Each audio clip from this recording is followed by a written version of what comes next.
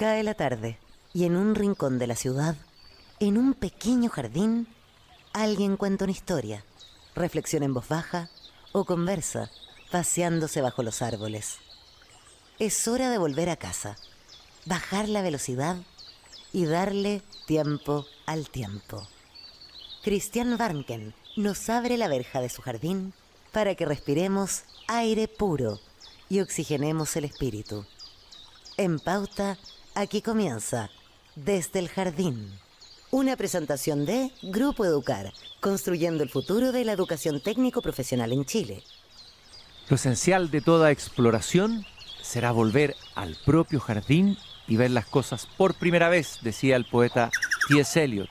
Muy buenas tardes, queridas y queridos radiovidentes que al escucharme me ven caminar por este pequeño jardín al fin del mundo. Hoy día es miércoles 7 de enero del año 2025. 26, ¿por qué dije 25? El estrés me dejó pegado en el año 2025. Muchas gracias. Escuché una voz ahí que me sopló cuál era la fecha verdadera. Y como ustedes saben, una vez a la semana yo cruzo y me gusta cruzar a conversar de educación al patio de la escuela y escuchamos el sonido de la escuela, de la campana de las escuelas públicas, el vibrar de los niños y camino en dirección a la escuela. Y cada vez que entro en la escuela es inevitable, ineludible que me encuentre con ella.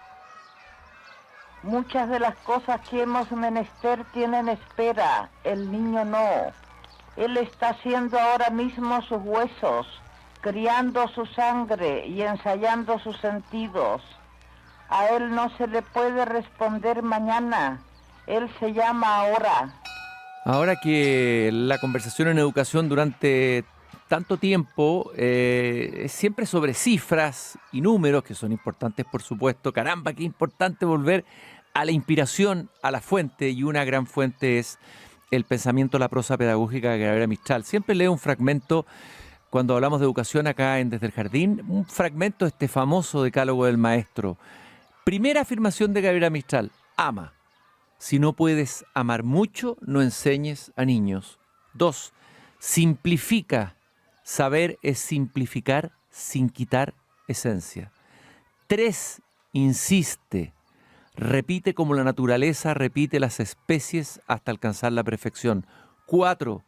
Enseña con intención de hermosura, porque la hermosura es madre. Gabriela Mistral insiste mucho en que la belleza es muy importante en educación. Toda lección es susceptible de belleza, dice en otro texto. Y el último: maestro, sé fervoroso. Para encender lámparas basta llevar fuego en el corazón.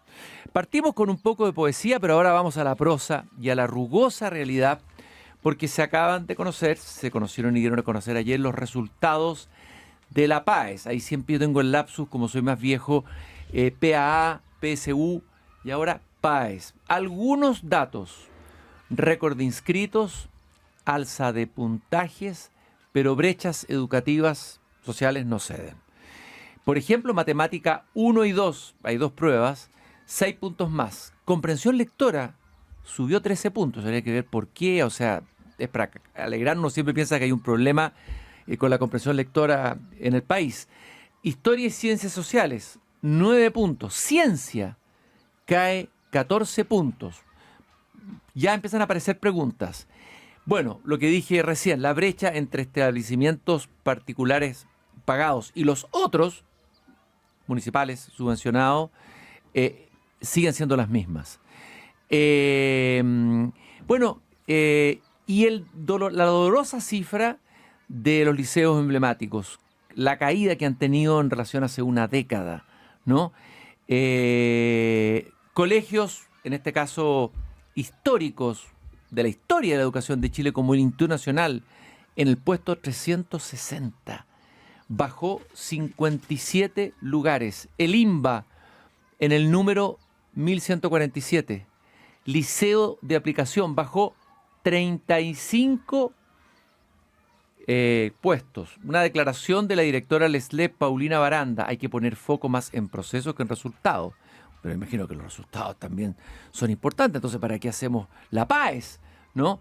Hay otros que resaltan, como la rectora de la Universidad de Chile, la importancia de que puedan haber más mujeres científicas por una política ahí de apertura a mujeres que estudian ciencia. Sí, es una buena noticia, pero no puede invisibilizar ni ocultar estas otras malas noticias.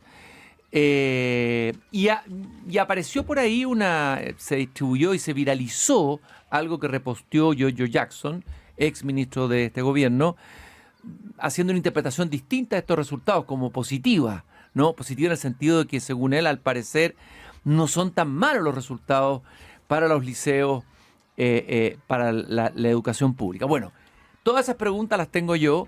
No soy el experto, no soy yo para responder estas preguntas y por eso me hice acompañar hoy día desde el jardín, en el patio de la escuela, por alguien que sí sabe y que tiene pasión y conocimiento sobre el tema, Silvia Eizaguirre. Ella es investigadora senior del CEP, ha dedicado su vida a la educación, está en eso metida todo el tiempo, pensando, dándole vuelta.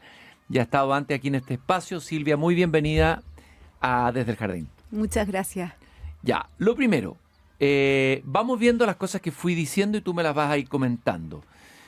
Estas alzas de 6 puntos más en matemática 1 y 2, este mayor número, entiendo, de puntajes nacionales, creció, no sé si exponencialmente, el número de ella. El alza de 13 puntos en comprensión lectora, el alza en ciencias sociales e historia, uno podría decir ahí tenemos noticias muy buenas.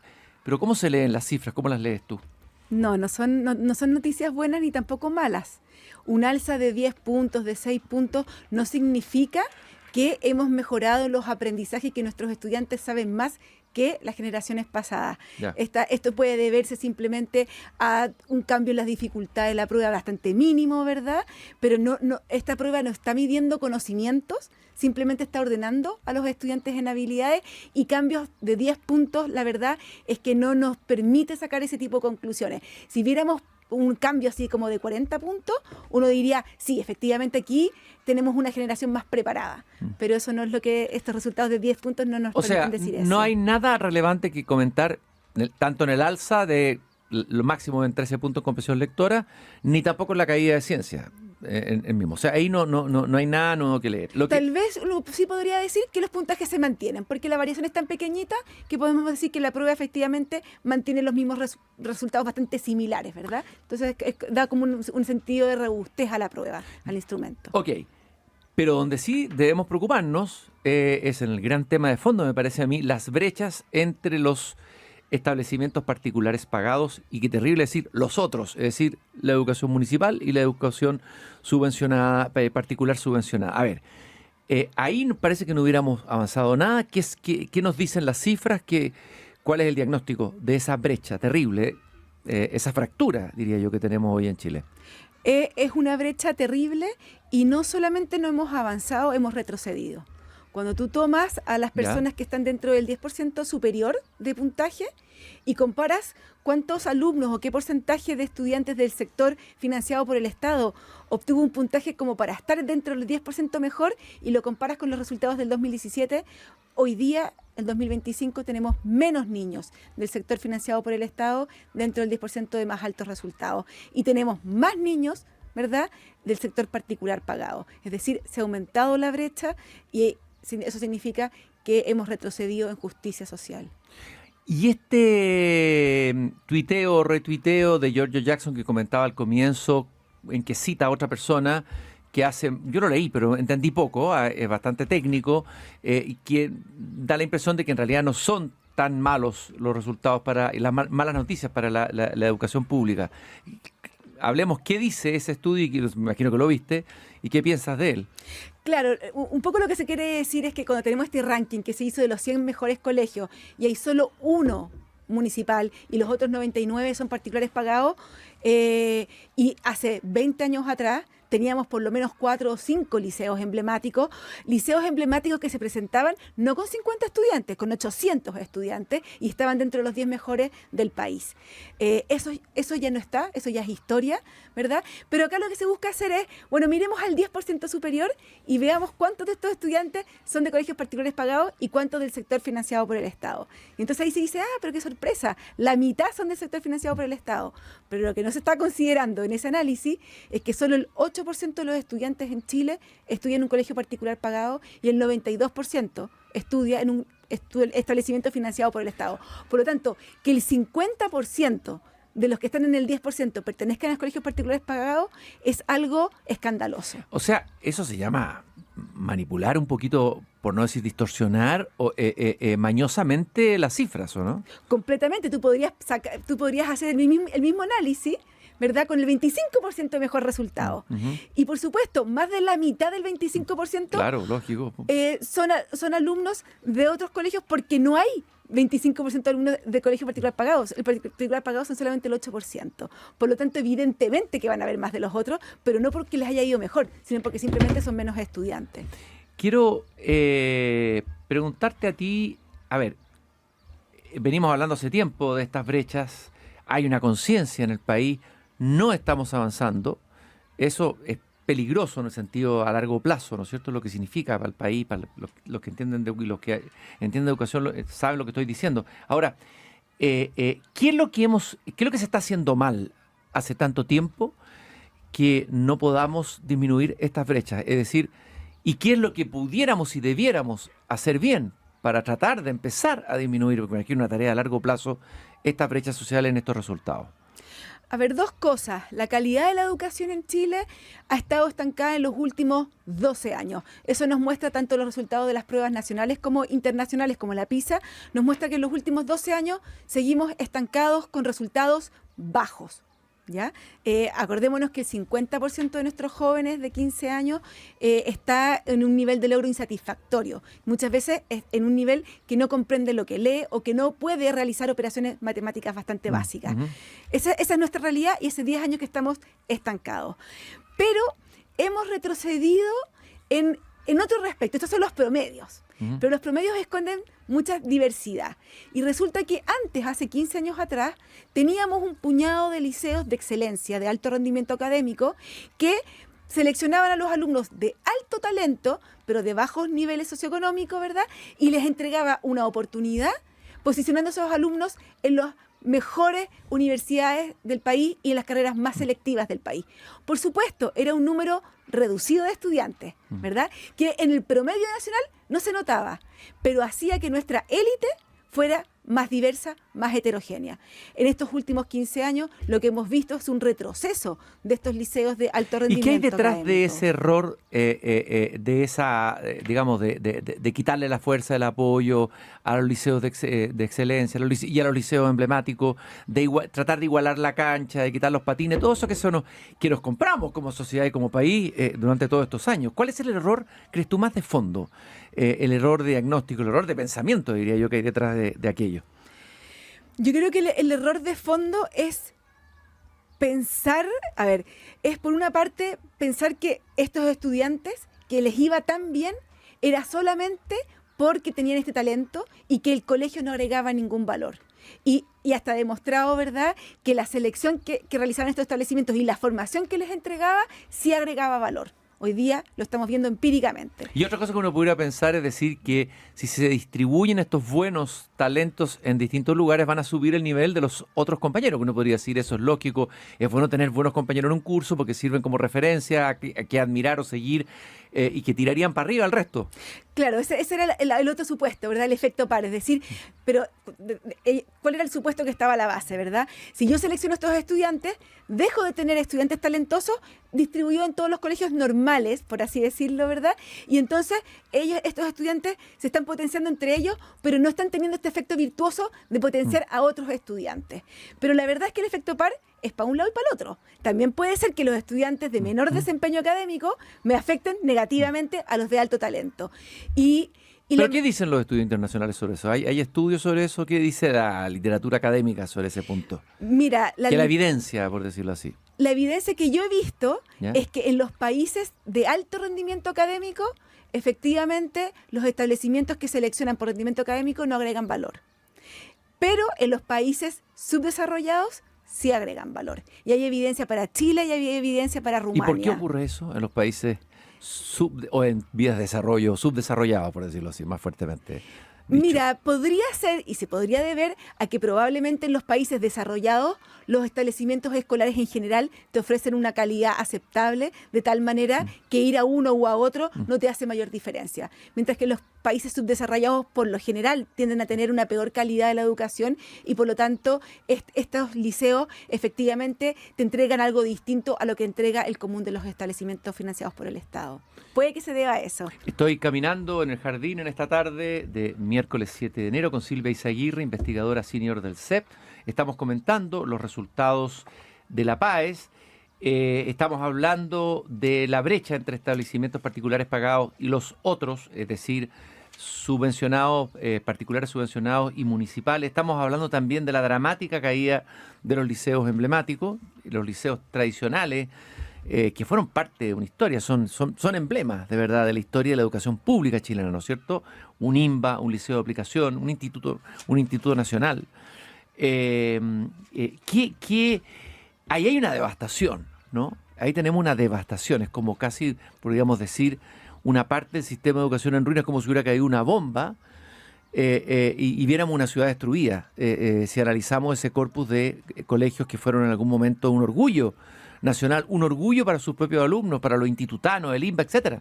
Liceo 1 y Liceo 7 de niñas también. Liceo 1 y 7 de niñas también, claro que sí.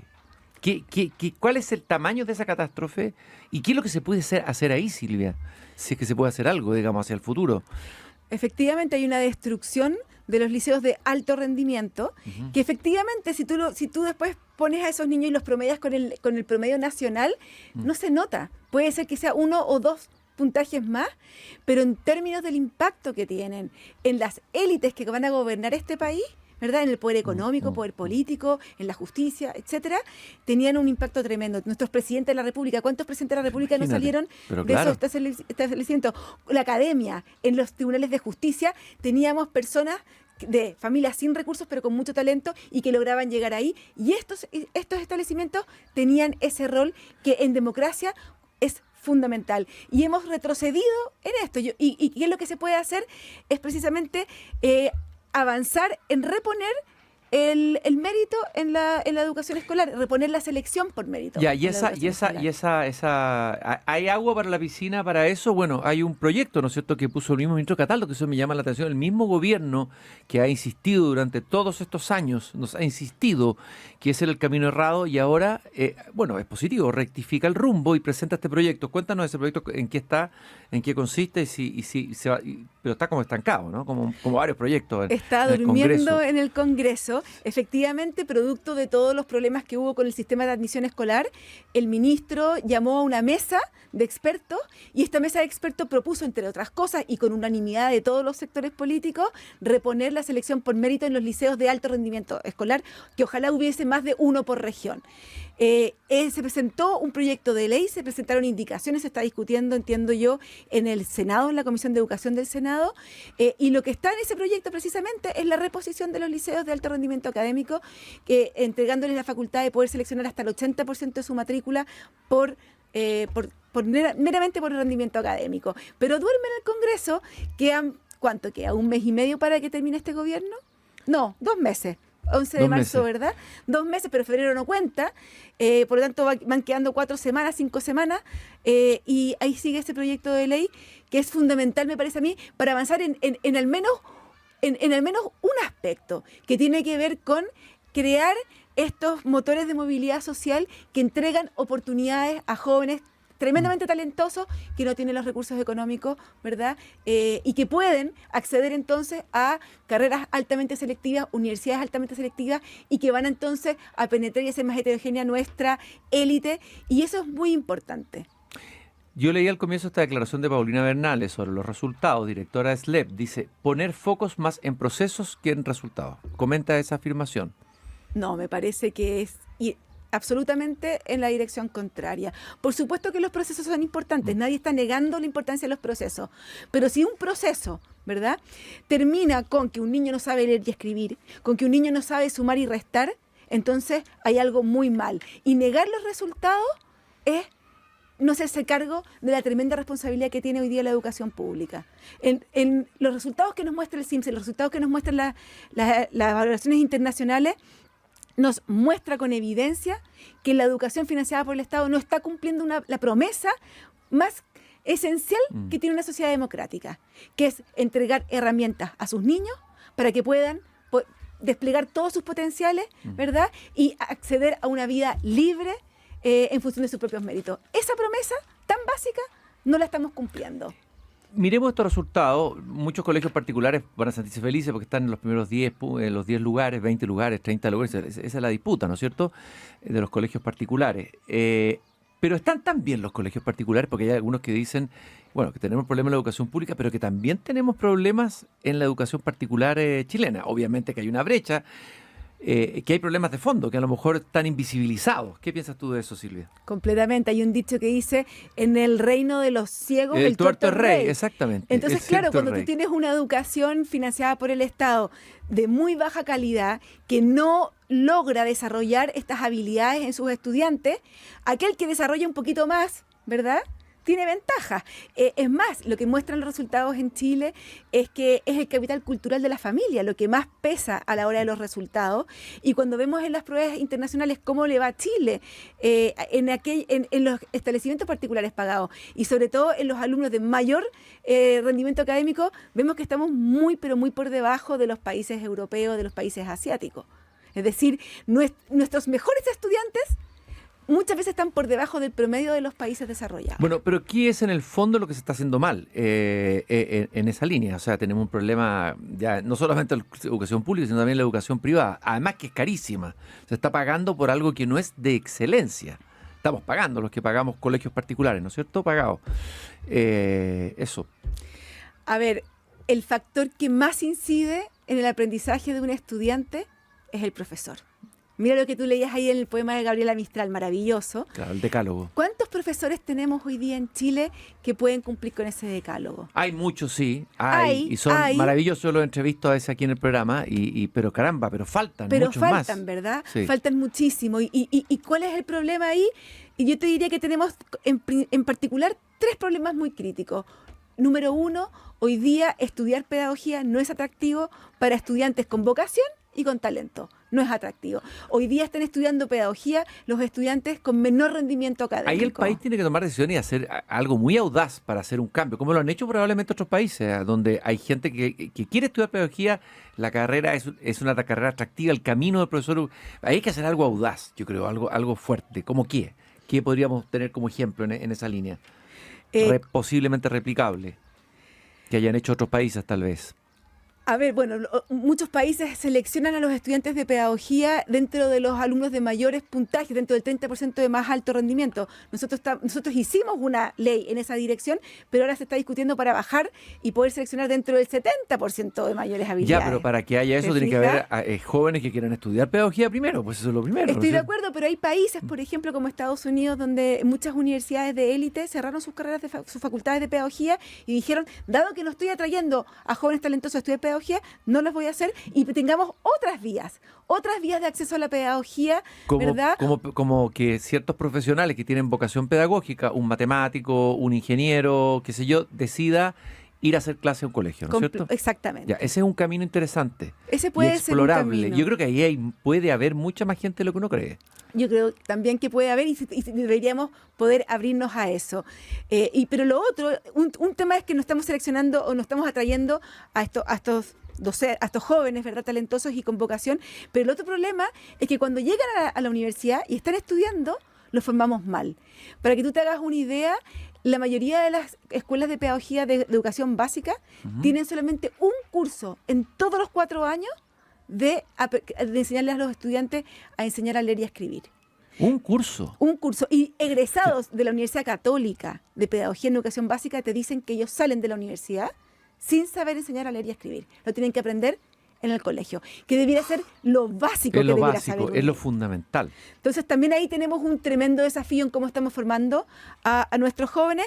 Y por último también está el estatuto docente, que lamentablemente en el sector que financia el Estado es un estatuto bastante rígido, que no promueve muchas veces el buen desempeño por la inamovilidad, ¿verdad? Muchas veces tú tienes profesores que no hacen la tarea y no los puedes remover, y también tienes profesores que lo hacen muy muy bien, pero tienen poco reconocimiento y eso hace que... Poco reconocimiento, poco incentivo, ¿no es Exacto. cierto? Hay una editorial hoy día en el diario Mercurio sobre un tema, no sé si tienes una opinión sobre eso, en que habla sobre, dice, una mala comprensión sobre la protección de los datos personales ha llevado al Comité de Acceso al Sistema Universitario, instancias del REMNE, a restringir la disponibilidad de esa información para dichas instituciones.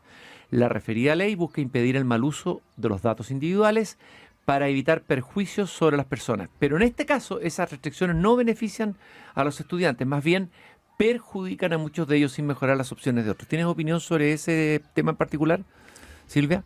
Sí, a mí me parece que al gobierno, a este gobierno, hay usos de la información que no le gustan, como son, por ejemplo, los rankings, y porque no le gustan estos usos de la información, están restringiendo, ¿verdad?, el acceso a esta información.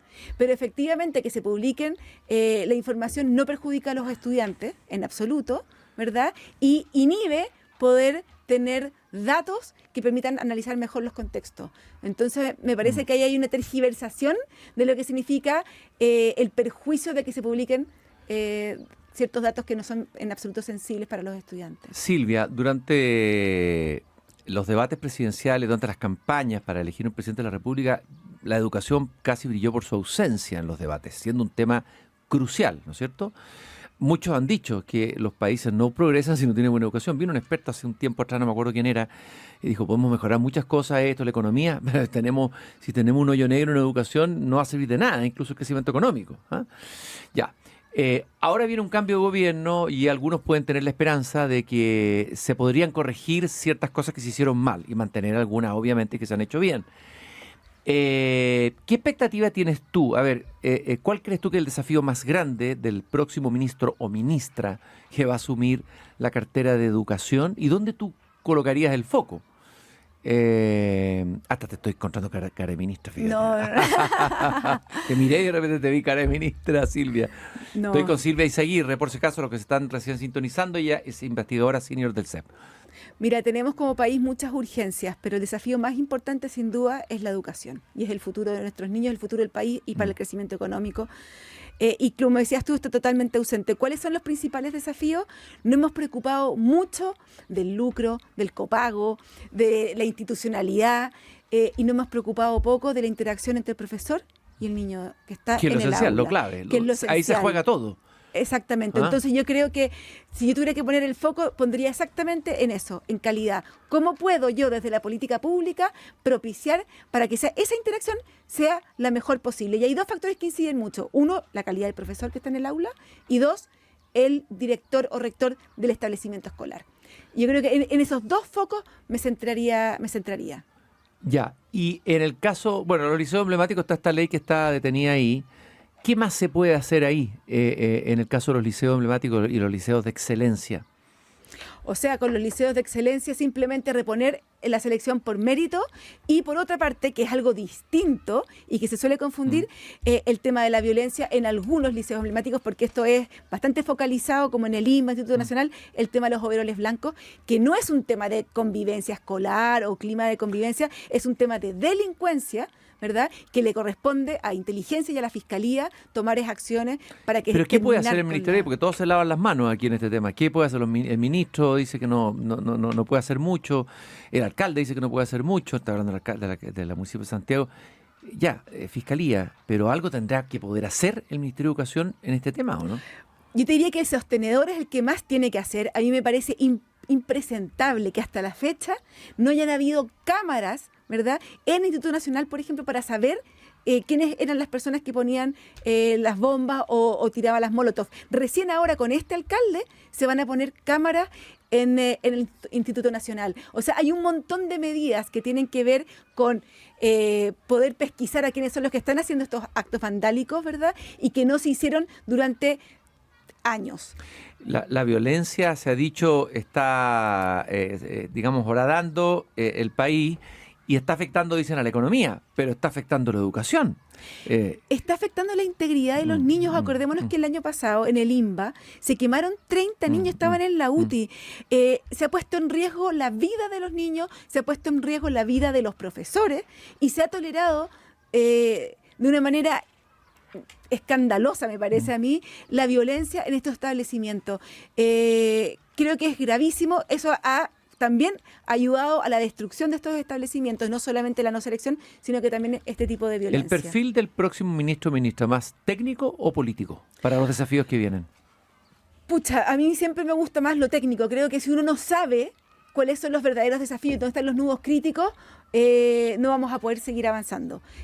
Ahora, también se requiere talento político, ¿verdad? También se requiere talento político, pero eso lo puede suplir bastante bien el ministro de la SECPRES, por ejemplo, el ministro del Interior, pero sin duda tiene que haber o un subsecretario o un ministro técnico en el Ministerio de Educación.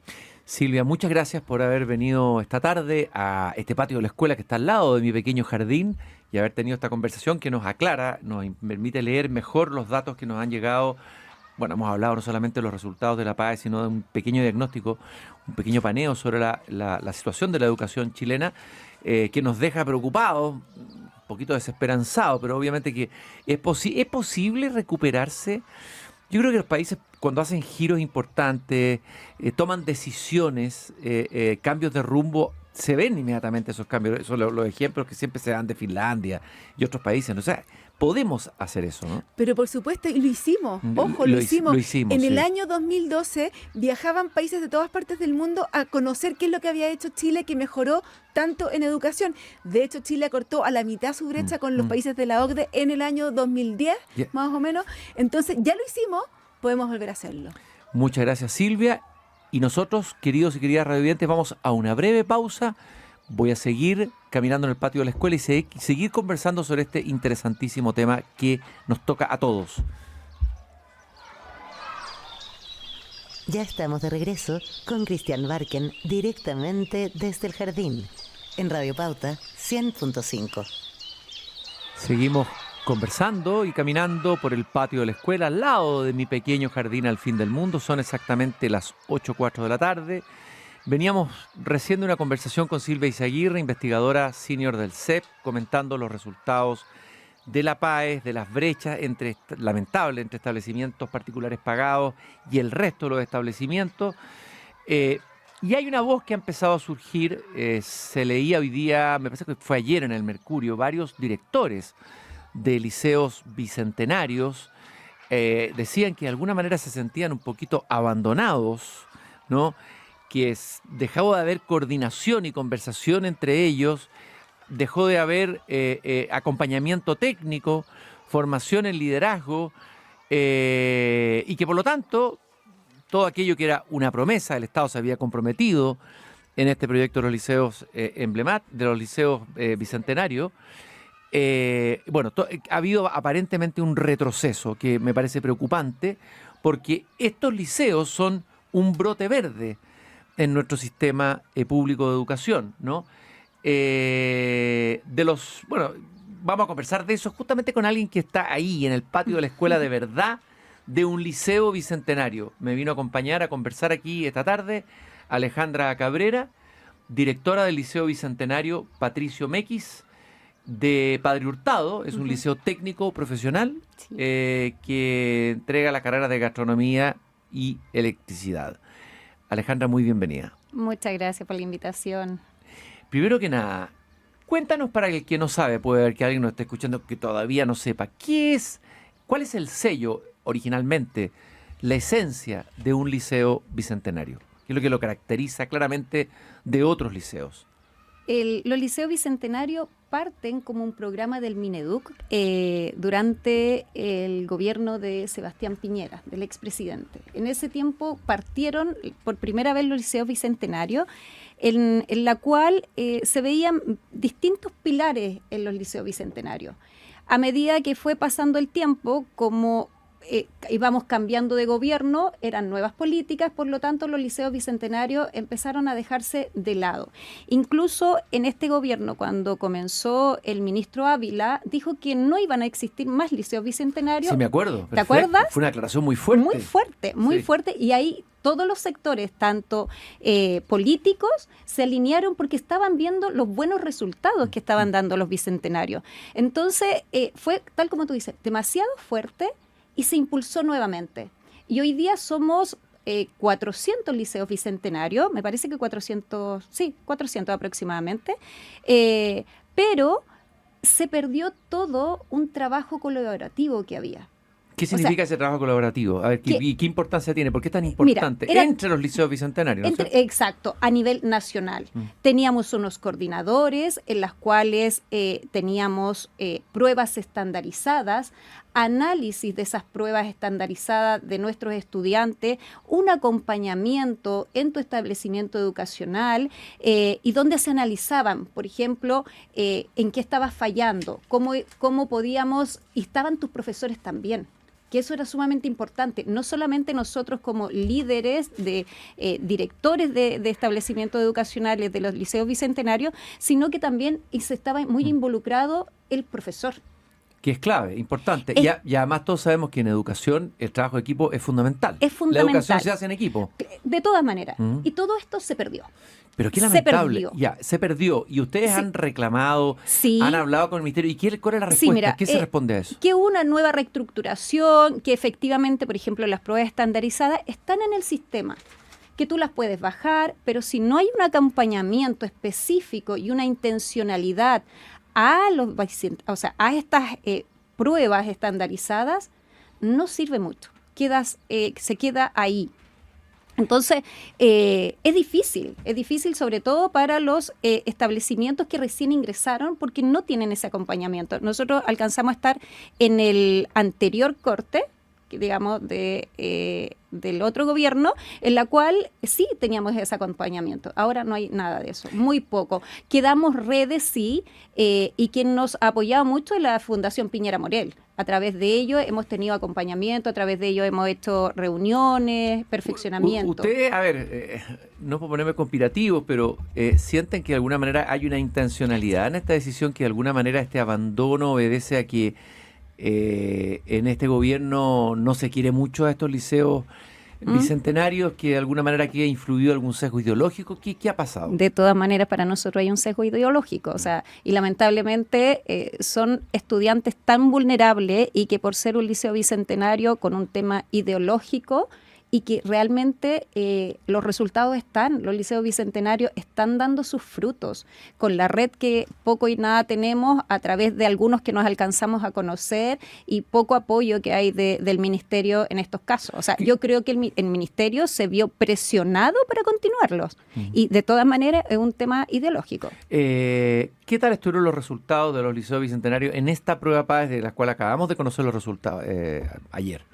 Mira, bastante buenos. De hecho, fuimos convocados por la Fundación Piñera, varios colegios de los que lograron puntajes nacionales, inclusive de liceos bicentenarios. El total no lo tengo, pero sí fueron bastantes colegios y muy contentos y ya se reunieron con la Fundación Piñera Morel todos nuestros alumnos y fueron felicitados también. Yo te decía la esencia de lo que es un bicentenario. Entiendo que lo que apunta a una formación integral. Y el proyecto de ustedes, ¿cómo es? Cuéntanos cómo es tu liceo. Cuéntanos un poco. Bueno, mi liceo es un liceo técnico profesional en la cual son 4 especialidades. Es electrónica, telecomunicaciones, enfermería y gastronomía. Y todas estas especialidades van con un foco en el liderazgo, en el aprendizaje, en la nivelación, que son los pilares que llevaba el Bicentenario. Y nosotros los mantenemos y vamos saliendo adelante con todos ellos. Y esa es la realidad de los Bicentenarios, el foco en los aprendizajes, en los estudiantes y junto con nuestros docentes. Delante escuchaba a Silvia también que decía lo difícil que es ser profesor hoy en día, porque el profesor, tú sabes cómo está, o sea, poco el respeto hacia el docente, hay dificultades, la misma carrera docente, lo difícil que es, y para qué decir también el colegio de profesores, todas las trabas que pone a los docentes. ¿Cuáles son las trabas que pone el colegio de profesores? Mira, siempre va por el tema ideológico lo que hablábamos. Muchos colegios de los que hoy día tienen muy malos resultados es porque convocan muchos paros estudiantiles. Nuestros liceos, por lo general, no se adhieren por nuestros profesores porque tienen un sentido hacia nuestros estudiantes, que es lo principal. Ahí tiene que estar el foco, en el aprendizaje, en la calidad. Y eso es un colegio bicentenario, es un programa que va a la excelencia de los aprendizajes. Y me imagino que ser profesor en un liceo bicentenario es una diferencia. Quien viene de otro liceo debe notar la diferencia, ¿no es cierto? Sí. ¿Qué es lo que siente un profesor que entra y empieza a participar en un liceo bicentenario en relación a si viene de un colegio municipal o viene de un colegio subvencionado pagado? Es el compromiso y los estándares que te exige un liceo bicentenario. Entonces, el profesor, cuando adhiere a tu proyecto educativo, se acopla a y se motiva, y tú lo motivas también como director y le vas mostrando todo lo que lleva y conlleva un liceo bicentenario, junto con los estudiantes, los asistentes, los apoderados, que son fundamentales en el proceso de los estudiantes. Ahora recibimos hace poco una circular en la cual poco menos el apoderado queda como el acompañante del estudiante. Ese tema tenemos que tocarlo. A ver, explícalo bien, ¿en qué consiste esa circular tan polémica que ha generado debate? Algunos dicen que se la metieron a último momento antes de dejar el gobierno. A ver, explícanos un poquito. Yo siento que es como un poco lo que han dicho de estos famosos amarres.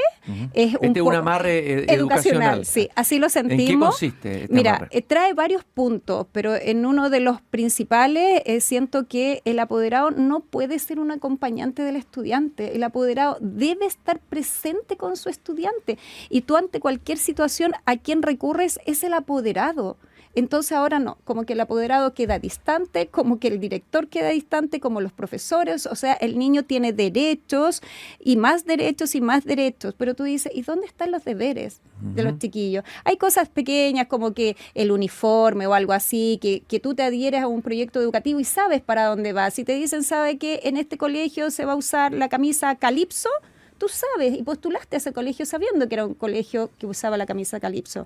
Pero lo grave que siento yo es una de esas cosas. Bueno, ahí hay también un tema ideológico, es decir, Sí. la visión que se tiene de la familia, la visión que se tiene de la autoridad, desconfianza ante la autoridad, pensando que ahí viene el autoritarismo. O sea, esto es muy ideológico. Muy ideológico. Ya, ¿y cómo han reaccionado los padres? ¿Qué pasa con los padres de estos liceos bicentenarios? ¿Qué piensan? ¿Se movilizan esas comunidades? Lo que ante pasa, esto, no? como recién salió recién ahora, los papás todavía ni siquiera se han enterado de esta nueva normativa. Hay el RICE, que se llama, que es el reglamento interno de cada colegio.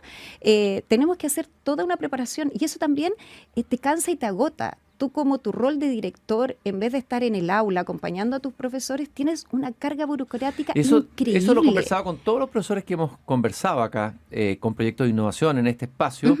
Se quejan de lo mismo, o sea, Sí. que llevan una mochila, Tremenda. que están asfixiados por los Sí. protocolos, por los etcétera, Sí. ¿no es cierto? Los memorándum, no sé, la burocracia.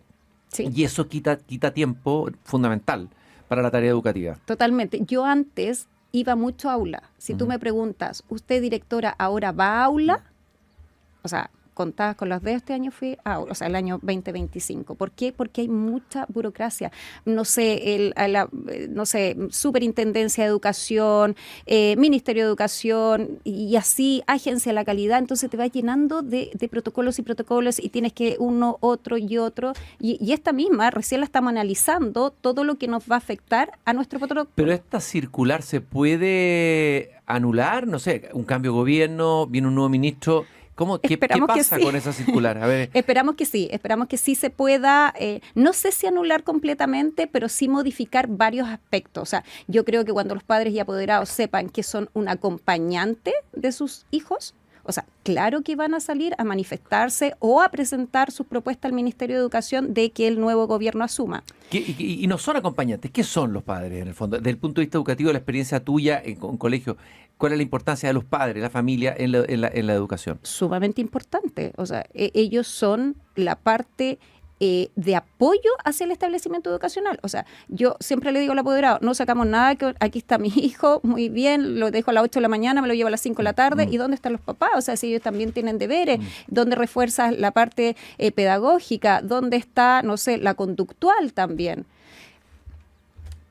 ¿Cómo están ustedes hoy día? A ver, hoy día viene un cambio de gobierno, va a haber un cambio de ministro, pueden haber, siempre además hay un cierto escepticismo en los profesores, también son profesores, siempre viene en cambio, viene un nuevo gobierno, anuncia grandes reformas, Sí. siempre se Siempre anuncia con grandes sí. titulares, bueno, pero ustedes están en la realidad. ¿Está medio paralizado el sistema con este cambio de gobierno? ¿Qué es lo que está pasando en la educación, en los colegios? Mira, ahora como justo viene el receso de vacaciones y todo, pero igual los establecimientos, o sea, la parte directiva igual sigue en todo esto. Nosotros tuvimos la oportunidad, como 15 directores del Liceo Bicentenario, de reunirnos en diciembre con el presidente electo para ver todo esto de los bicentenarios, cómo estaban ¿Y qué pasó en esa conversación? Yo creo que nos fue bastante bien. O sea, tengo mucha esperanza de que por lo menos le planteamos todo lo que nos faltaba, lo que debíamos retomar, lo que debíamos comenzar a hacer para retomar todo este trabajo colaborativo que hablábamos, todo este acompañamiento y sobre todo también la red. La red era muy potente, esa red a nivel nacional. O sea, nos reuníamos el norte, el sur, el centro, ya sea online, presencial, de distintas maneras. Entonces, todo eso se lo manifestamos. ¿Pero por qué no pueden reunirse? Podrían reunirse, se ponen de acuerdo. Porque no hay ustedes. coordinador nacional, no hay porque no está el apoyo del ministerio. Nosotros sí nos reunimos a través de la Fundación Piñera Morel, seguimos, pero no como política del Ministerio de Educación. O sea, dijeron ya, se abrieron nuevas postulaciones, postularon, listo, ahí están los nuevos 20 liceos bicentenarios, pero si no hay apoyo, no hay respaldo, no hay acompañamiento, no hay trabajo colaborativo, ¿de qué nos sirve nombrar a 20 liceos más si quedan perdidos y nos van preguntando a los que somos más antiguos, oye, ¿cómo hay que hacer esto? ¿Cómo se ve esto? ¿Por qué no hay esa red? Estoy conversando aquí en el patio de la escuela, Desde el Jardín, con Alejandra Cabrera, directora del Liceo Bicentenario Patricio Mequis de Padre Hurtado, un liceo técnico profesional. A ver, para tener bien claro de cuáles son los efectos, a ver, los resultados de un liceo bicentenario comparado con otro liceo público. ¿Dónde se nota más esa diferencia que los convierte en una palabra que parece muy pomposa, emblemáticos? O sea, son el emblema de la educación. ¿Dónde notamos más eso? Si lo pudieras explicar bien gráficamente, bien con ejemplos bien concretos. A ver, con ejemplos bien concretos, desde la formación, desde prebásica, mi establecimiento educacional tiene desde prebásica hasta cuarto medio, inclusive educación adulta. Es un sector vulnerable de la región metropolitana, en Padre Hurtado, como decíamos, y es ese sello, es ese distintivo de sentirte que tú eres demasiado importante dentro del establecimiento educacional, que tú puedes, que tú debes, que tú estás y eres importante. Y ese es el sello que le damos a nuestro establecimiento. Y yo creo que de ahí en adelante, y al apoderado también, es sentirse que es parte del establecimiento, no que el apoderado quedó a metros de distancia. Eso yo creo que lo da un sello bicentenario. Y las altas expectativas en tus estudiantes y el reforzamiento pedagógico siempre. ¿Y alguna historia de algún alumno, a lo mejor no ando el nombre, pero alguna historia bonita que puedas contarnos de cosas que ocurren en los liceos bicentenarios para que podamos visualizarlo, verlo? A ver, como somos técnicos profesionales, lo más significativo para nosotros son cuando tus alumnos, porque no es solamente que saquen el cuarto medio, ellos sacan una especialidad, y verlos cómo se desarrollan, porque ellos salen a la parte laboral, y verlos cómo se desarrollan y después vuelven porque siguieron estudiando, y ver a ingenieros. Y sabes que uno de los sellos sumamente importantes del Patricio Mequis de Padre Hurtado es que muchos de mis profesores, te estoy hablando más de 15 yo creo, son exalumnos nuestros. Son exalumnos del mismo liceo. Eso potente, es muy fuerte. Entonces, la profesora de química, la de ciencia, la de historia, los profesores de especialidad. Alumno, su compromiso es mayor. Entonces, ¿no es cierto? ¿qué orgullo no te va a dar a ti como directora que quieran volver donde ellos partieron, donde ellos se formaron como personas en la parte educacional y todo? Entonces, yo creo que eso de verdad es un tremendo orgullo para el establecimiento. Alejandra, yo estaba pensando, bueno, siempre decimos cambio de gobierno, se prometen grandes reformas, vamos a hacer grandes cambios, todo queda a veces en una estratosfera o en una abstracción o en una promesa. Y a veces los grandes cambios empiezan con pequeños cambios y pequeños énfasis, lograr algo, poner el foco en algo. Y tal, si yo fuera ministro de Educación, no voy a hacerlo nunca, o fuera asesor de un ministro de Educación del gobierno que venga, de cualquiera sea, le diría, pon el foco en volver a reforzar estos liceos bicentenarios. De todas maneras. Ese sería un foco posible, es algo posible de Sí, hacer. sí. Por lo menos tener ese brote verde, tener algunas noticias buenas en medio de malas noticias que tenemos en general de lo que está pasando en el sistema de educación pública, ¿no? Sí. ¿No te parece que eso sería...? Eso sería lo ideal y esperamos por la conversación que te decía que tuvimos una reunión con el presidente electo. Exacto, con el presidente electo. Dijo que iba a poner énfasis en los liceos bicentenarios, que los iba a retomar, que iba a dar la fuerza a lo que era cuando nacieron los liceos bicentenarios. Los pilares importantísimos de los liceos Que vuelvan a tener bicentenarios. esa fuerza, ese impulso inicial, original. Sí. Le vamos a cobrar la palabra al presidente. Sí, de todas maneras. Le Y vamos te a voy a ir cobrar la contando palabra. cómo nos va. Me vas contando. Yo tengo un pajarito aquí que es un chucao. Tú le cuentas a mi pajarito y él me va a contar a mí cuál es la verdad. Alejandra, yo te quiero agradecer muchísimo que hayas venido y te hayas dado el Muchas tiempo gracias. en tu intensa tarea como directora de un liceo bicentenario, Patricio Mequis, Padre Hurtado, Alejandra Cabrera aquí en el patio de la escuela y deseo un buen futuro. Hay que alentar la esperanza de que todas los liceos maneras. bicentenarios van a volver a ocupar el lugar y van a recuperar esa fuerza que tuvieron y ese empuje que todavía tienen. Sí, de todas Porque en maneras. realidad Que ustedes no- son verdaderos resistentes. Sí, somos Ya, resistentes, que, somos en el fondo, resistentes a que esto. ustedes como que se sienten abandonados un poco por Pero el Estado. seguimos trabajando. Pero siguen trabajando. Seguimos trabajando, nos unimos, como te digo, y a través de la Fundación Piñera Morel hay un gran trabajo hacia nuestros profesores, hacia nuestros estudiantes y a uno como directivo también. Bueno, que todo eso se cumpla, que esos sueños se cumplan y que los Muchas liceos gracias. bicentenarios vuelvan a recuperar la sensación de que no están abandonados. Hemos partido del programa de hoy día comentando los resultados de la PAES, conversando con Silvia Seguirre y terminamos escuchando la voz de alguien que está ahí, En situ. in situ, en la educación misma, en el patio de la Escuela Real Exacto. del Chile Real. Queridos radiovidentes, yo les llamo radiovidentes porque me escuchan y al escucharme me ven. ¿Te ven? Mañana nos volvemos a encontrar nuevamente aquí cuando vuelva a abrir la verja de madera de mi jardín. Espero con una conversación tan interesante como esta a las 7:30. Recuerden que desde Jardín se transmite de lunes a jueves de 19:30 a 20:15. Los viernes estrenamos el nuevo capítulo del podcast Tu Hipócrita Lector. Hasta entonces. Es hora de cerrar la verja de madera del jardín.